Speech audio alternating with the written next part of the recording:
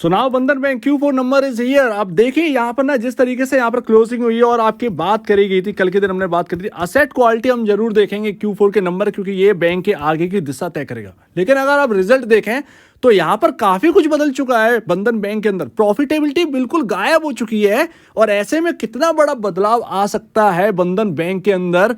कल यहाँ पर ओपनिंग होगी, क्या एक्सपेक्ट करें, ये नंबर्स कहते क्या हैं, कितना सही हुआ है असेट क्वालिटी, कितना प्रोविजनिंग करना ये सही हुआ, क्योंकि प्रोविजनिंग इस लेवल पर करी गई है ना कि कोई भी देखकर दंग रह जाए। और देखिए हमें कैलकुलेट करना पड़ेगा, बड़ा ही रिस्की वाला यहाँ पर काम आ चुका है बंधन बैंक के अंदर। ये बात मतलब समझ में नहीं आई है। ये जो प्रोविजनिंग की जो फिगर है इसने सब कुछ माथा पच्ची करके रख दी है। ₹1.5 का डिविडेंड आपको दिया गया है और यहाँ पर कल ध्यान रखिए, कल मार्केट ओपन है, कल सैटरडे, बट मार्केट ओपन रहेगा। और जैसा कि मैं कह रहा था कि इंटरेस्ट अर्न जो है वो बहुत अच्छा आएगा। आप देखेंगे टोटल इनकम जो बनी है ना वो काफी अच्छी बनी है। 5,884 करोड़ रुपए की यहाँ पर जो है आपकी टोटल इनकम निकल के आई है, जो कि क्वार्टर दर क्वार्टर बहुत बेहतरीन है, ईयर ऑन ईयर बेसिस पर बहुत बेहतरीन है। तो टोटल इनकम से कोई भी यहाँ पर जो है डाउट नहीं है, टोटल इनकम बैंक के बहुत ही बेहतरीन है। जो भी बैंक के अंदर प्रॉब्लम थी वो है असेट क्वालिटी और वही आगे की दिशा तय करेगी। उसको सुधारने के लिए प्रोविजनिंग बहुत ज्यादा करी गई है और टोटल इनकम से कोई दिक्कत नहीं है। एक्सपेंडिचर की अगर हम बात करें तो एक्सपेंडिचर भी ठीक ठाक है, मतलब क्वार्टर दर क्वार्टर बढ़े हैं। अब आपके यहाँ पर जो है आपकी टोटल इनकम बढ़ेगी तो एक्सपेंडिचर भी बढ़ेगा। ऐसे में यहाँ पर जो है ऑपरेटिंग प्रॉफिट अगर आप देखेंगे तो वो भी मजबूत दिखाई दे रहे हैं, क्वार्टर दर क्वार्टर भी देखें या ईयर ऑन ईयर बेसिस पर भी। मेन चीज पर चलते हैं, प्रॉफिटेबिलिटी आपको कितनी बची है। यहाँ पर क्या हुआ है ऐसा कि बंधन बैंक के अंदर प्रॉफिटेबिलिटी इतना बड़ा यहाँ पर दिक्कत दे गई है, प्रोविजनिंग यहाँ पर जो है ना काफी बड़ी करी गई है, यानी कि अराउंड यहाँ पर जो है 1700 करोड़ रुपए की प्रोविजनिंग यहाँ पर करी गई है, जिसकी वजह से जो प्रॉफिटेबिलिटी यहाँ पर बनी है वो सिर्फ और सिर्फ 54 करोड़ रुपए की बनी है। 54 करोड़ रुपए की यहाँ पर जो है यहाँ पर जो प्रॉफिटेबिलिटी है वो बनती हुई नजर आई है। सो दैट यहाँ पर जो प्रॉफिट जो है वो बिल्कुल वाइप आउट हो चुके हैं इस कंपनी के, इस बैंक के, और उसकी वजह से जो आपका अर्निंग पर शेयर है वो बहुत बड़ा इंपैक्ट डालेगा, बहुत बड़ा इंपैक्ट डालेगा, मैं आपको बताऊंगा। लेकिन बात करते हैं असेट क्वालिटी। प्रोविजनिंग तो चलो समझ में आ गई कि भैया 1774 करोड़ रुपए की प्रोविजनिंग हुई है, जो कभी 100 करोड़ की, सॉरी 684 करोड़ रुपए की प्रोविजनिंग थी, वो आपकी 1774 करोड़ की पहुंच गई है। तो ये बहुत बड़ा आंकड़ा है। और जबकि एक्सपेक्टेशन करी जा रही थी 700 करोड़ के अराउंड यहाँ पर जो है प्रोविजनिंग होगी, वो यहाँ पर 1000 करोड़ रुपए और जुड़ गए प्रोविजनिंग में। तो आप समझिए कि ये एक खराब इंपैक्ट तो डालेगा ही, ये कोई खुशी की बात नहीं है। और यहाँ पर कैपिटल एडिक्वेसी जो रेशियो है वो यहाँ पर क्वार्टर दर क्वार्टर बढ़ा है और even year on year basis पर ठंडा है, बट क्वार्टर दर क्वार्टर यहाँ पर नंबर जो है वो सुधरा है, तो ये एक अच्छी बात है। ईपीएस की बात करें तो 0.34 का ही ईपीएस रह गया है, बहुत ही दिक्कत भरी बात हो गई है। क्वार्टर दर क्वार्टर ईपीएस 4.55 से डाउन होकर 0.34 पर चला गया। ईयर ऑन ईयर बेसिस पर हमें मतलब नहीं, हमें उससे लेना देना, क्योंकि हमें काउंट जो करना है वो क्वार्टर दर क्वार्टर बेसिस पर करना है। नंबर यहाँ पर बिगड़ गए हैं। आपके ग्रॉस एनपीए आधे हैं पिछले क्वार्टर कंपैरिजन, 7.02% से गिरकर ग्रॉस एनपीए 3.84% रह गया है, और जो नेट एनपीए वो 2.21% से गिरकर आपका जो है वो रह गया है 1.11%। रिटर्न ऑन असेट जो एवरेज है, जो परसेंटेज है, वो आपका काफी गिर गया है, 0.48% से गिरकर 0.03 पर आ चुका है। सो दैट दिक्कत भरी बात आ चुकी है। ईपीएस की तरफ से एक चीज को सुधारने की कोशिश करी तो दूसरी चीज बिगड़ गई है। ये ईपीएस कैसा यहाँ पर जो है फेस करवाएगा बंधन बैंक को कल के दिन, ये हम समझते हैं। तो असेट क्वालिटी सुधरी है, बट उस असेट क्वालिटी को सुधारने के चक्कर में जो प्रोविजनिंग हुई है वो बहुत ही ज्यादा एक दर्दनाक कहीं ना कहीं बन सकती है बंधन बैंक के लिए। और ये जो ईपीएस का जो दिक्कत हुई है बंधन बैंक के अंदर, ये कम से कम आपकी चलने वाली है, कम से कम 2 से 3 क्वार्टर आपके नेक्स्ट ये खींच कर रख देगा बुरी तरीके से। अब यहाँ पर जो है इसको मैनेज करना है, तो बंधन बैंक को ये आगे आने वाले जो क्वार्टर हैं उनमें प्रॉफिटेबिलिटी में जबरदस्त जंप अगर हो जाए तब तो ये ठीक ठाक कर देंगे। बट ये जो क्वार्टर है इसने आगे का कम से कम 3 क्वार्टर जो है वो बंधन बैंक का बिगाड़ के रख दिए। भले ही चाहे जितना भी प्रॉफिटेबिलिटी ले आए, क्योंकि आप ज़्यादा से ज़्यादा कितना लेकर आएंगे, जो ईपीएस बनेगा ज़्यादा से ज़्यादा वो 6 का बन जाएगा, 5 का बन जाएगा, ऐसा तो नहीं है कंटिन्यू आप जो है वो एक बहुत बढ़िया करके दिखा दें।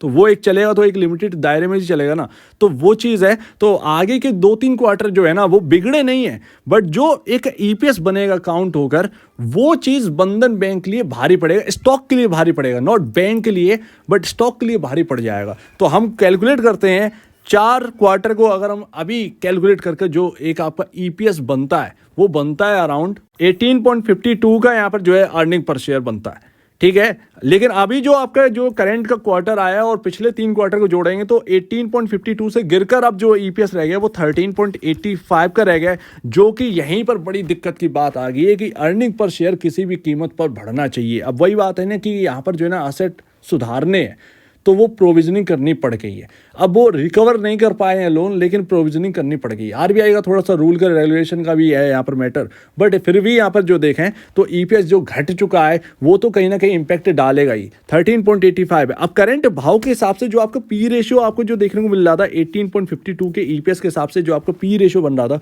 वो 9.85 का है। बट अब जो आपका जो ईपीएस हो गया 13.85, जो कि इतनी बड़ी गिरावट आ गई है, उससे आपका पी रेशियो उठकर अब पहुंच चुका है 13.85। समझिए, तो ये एक दिक्कत भरी बात आ गई है। बैंक का जो वैल्यूएशन है वो थोड़ी सी महंगी दिखाई देने लगी है। करंट भाव के हिसाब से प्राइस टू अर्निंग जो है वो काफ़ी महंगा दिखाई देने लगा है।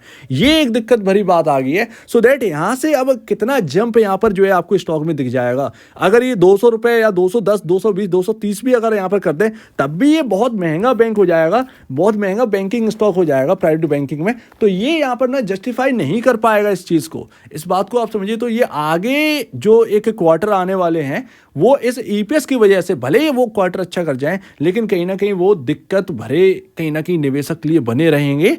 और जो दिक्कतें जो हैं वो खत्म तो हुई हैं, लेकिन हमारे लिए जो स्टॉक का जो एक रिएक्ट है वो कहीं ना कहीं आगे कुछ टाइम के लिए दिक्कत भरा रहने वाला है। ऐसा नहीं है कि कोई कंटिन्यू फॉल कर जाएगा, ये हो जाएगा, वो हो जाएगा, वो सब नहीं होगा। लेकिन जो ईपीएस जो वैल्यूएशन है उस मुताबिक आपका स्टॉक चलेगा ना, तो उस हिसाब से तो आप ऑलरेडी महंगे हो चुके हैं। अगले क्वार्टर आएगा तब भी ये ईपीएस जो है आपको तंग करेगा, उसका अगले क्वार्टर आएगा तब भी ये ईपीएस आपको तंग करेगा। तो वो दिक्कत भरी बात है। लेट्स सी यहाँ पर जो है कैसा यहाँ पर रहता है। बट यहाँ पर करंट भाव के हिसाब से आपका 13.85 का पी रेशियो यहाँ पर बन चुका है, जो कि एक अच्छी बात नहीं है। तो बॉस ओवरऑल अगर रिजल्ट की बात करें तो असेट क्वालिटी काफ़ी हेल्दी हुई है, लेकिन उस असेट क्वालिटी को सुधारने के लिए, जो हेल्दी बनाने के लिए जो एक रकम चुकाई गई है वो भाई साहब थोड़ी सी भारी पड़ गई। अब कभी ना कभी ये करना तो था ही बैंक को। ऐसे में मार्केट कैसे रिएक्ट करेगा भाई बॉस, इसको एक अंदाज़ा लगाना पता नहीं है।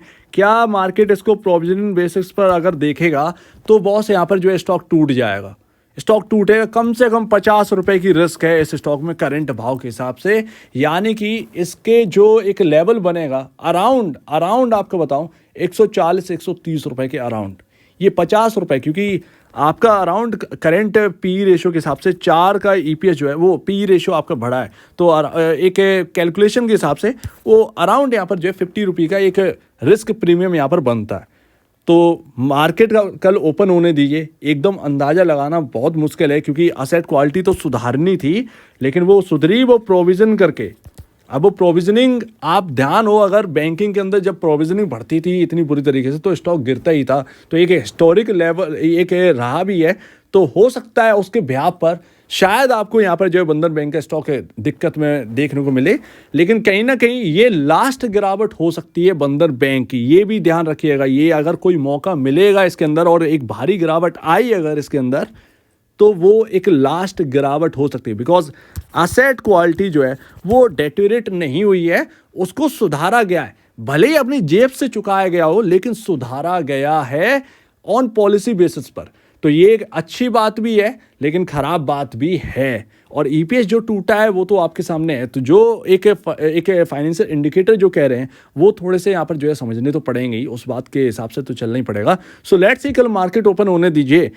यहाँ पर जो एक मल्टी ईयर सपोर्ट है वो 150-148 रुपए के अराउंड है, और वहीं तक का एक रिस्क प्रीमियम लग रहा है। ज़्यादा से ज़्यादा झटका अगर लगा तो वो 140 तक ही लग सकता है, इससे ज़्यादा नहीं लगेगा। और ये कहीं ना कहीं बॉटम बना देगा बंधन बैंक के अंदर, ये ध्यान रखिएगा, बॉटम बन जाएगा अगर प्रोविजनिंग की वजह से कोई गिरावट आई। और आ जाए तो ठीक है, अच्छी बात है, एक बार झटका लेंगे लेकिन वो लास्ट बार झटका होगा और वो कहीं ना कहीं अपॉर्चुनिटी लेकर आएगा। आगे मेरे ख्याल से अब यहाँ पर कोई झटका शायद आपको देखने को ना मिले बंधन बैंक के अंदर, क्योंकि एक बड़ा यहाँ पर जो है राइट ऑफ लिया गया है। सो दैट ये एक सबसे बड़ी बात है। सो लेट्स सी, यहाँ पर देखते हैं क्या रहता है सिनेरियो। बट यहाँ पर जो है आपके सामने कुछ दिक्कतें हैं।